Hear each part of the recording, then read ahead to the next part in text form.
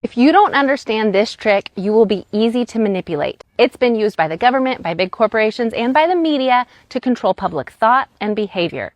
This is how people use numbers that are technically true to make things sound way scarier or way safer than they actually are. Here's the trick. Absolute risk is the real chance of something happening. Think about a jar with 10,000 marbles in it and only one of them is red.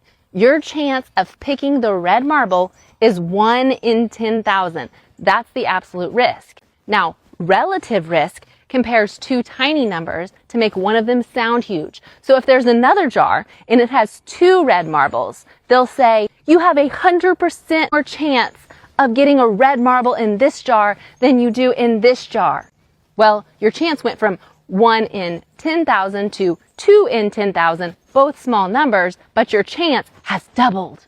Relative risk is the favorite tool of fearmongers because it makes a tiny number sound huge. Absolute risk shows the real world odds. Now watch how this plays out. You've seen the headline, you're 840 times more likely to get sick from raw milk than from pasteurized milk.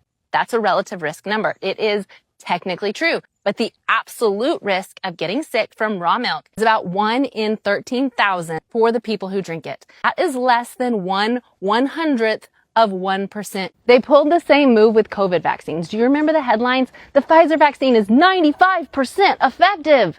That number was blasted everywhere. But here's the truth. That was the relative risk reduction. When you dig into the actual trial data, the absolute risk reduction, the real difference between the vaccinated and the unvaccinated groups was about 0.8%.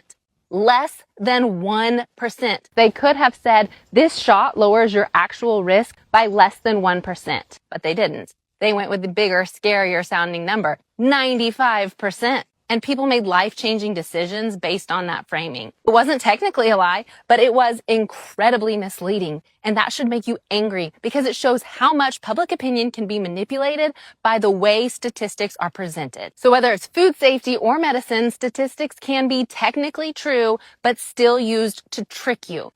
Next time you hear a scary or amazing number in a headline, ask, are they talking about relative risk or absolute risk? Relative risk, it sells headlines. Absolute risk tells the truth.